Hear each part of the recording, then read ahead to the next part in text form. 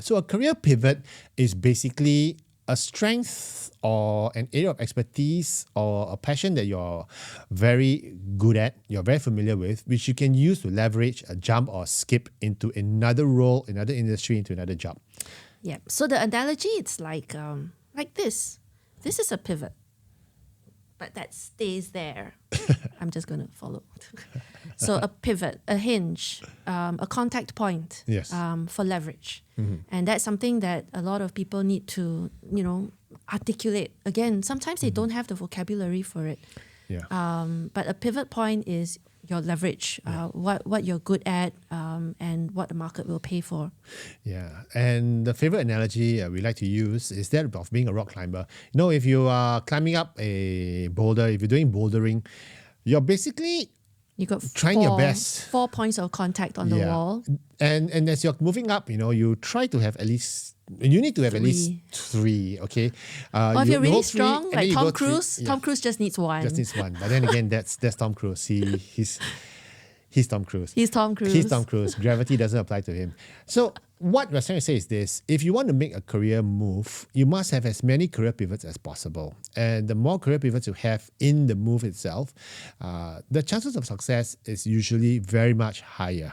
There are 4 career pivots actually. In fact, there are many career pivots. There are many but- career pivots. One of the areas we want to share with you today is this concept of career pivot via industry. If you're pivoting via industry, what we mean is if you have been in industry for so many years, okay, chances are you are probably very familiar with it. Yes, and that's where, for example, just giving an example, you could be like head of sales in the telecommunications industry for your first, say, 5 to 8 years of your career, and then you've pivoted into a more senior position. So from business development into maybe chief revenue officer, and then from there, or chief commercial officer, and then from there you move into maybe you add on a new flavor. Like you become chief people officer while you're head of commercial. Yeah. And then from there, because you've been in telecoms for so long, you could possibly pivot along the industry lines and just head up your own consulting practice in telecommunications. So the one thing that doesn't change in your entire career is telecommunication. Because you've been in that field for so long, you know how it operates, not just in terms of the sales, but also in terms of the sales commissions, in terms of the people, who the talents are and everything. Yep. So lots of opportunities, and that's if you really love the industry you're in. So for me, I started my career in IT, in tech. I don't like tech. I'm a bit of a boomer when it comes to tech. And I found it very hard. It was a bit of a misfit. But the one thing that kept me going were the people part of it. And so when I headhunted in tech. Now, that I understood. I understood people. So I headhunted in tech. And then when I shifted into transition coaching and career coaching, the bulk of the individuals that I helped manage were in tech. Okay. And then from there, it broadened even further into other industries. And then here I am today. And so I've never left tech.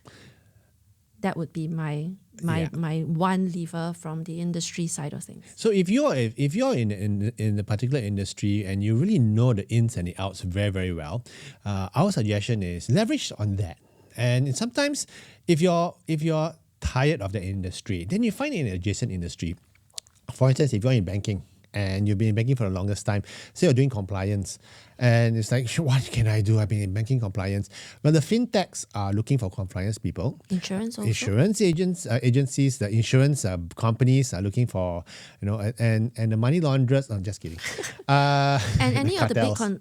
any of the big consulting companies as well. Yeah, so you can pivot all, but because of your industry experience and you're able to leverage that, and sometimes you may have the industry experience in a particular space where it's really good. So we had this other individual who was with Motorola in the supply chain, and she was a very senior supply chain leader in Motorola. And in Motorola, when you're selling the chips and everything, your margins are very thin. So razor thin margins mean if you make a mistake, it's a goner. Your whole deal is gone. So they have perfected supply chain to the point where it's almost zero error. Okay, and one day she actually was approached by an FMCG, a fast-moving consumer goods company that was actually losing money because they were not that on the ball with the supply chain part of it. And they loved her for her industry knowledge. They said, if only we could apply your best practices in your industry that's famous for this to ours, imagine the kind of margins we would have. So they pull her over because of her industry knowledge. So pivoting on industry knowledge or industry experience or even industry context is one way you can transition to another role successfully. Yep. So that's called pivoting via The industry. industry. So what's the next pivot? My favorite one, pivoting via skills.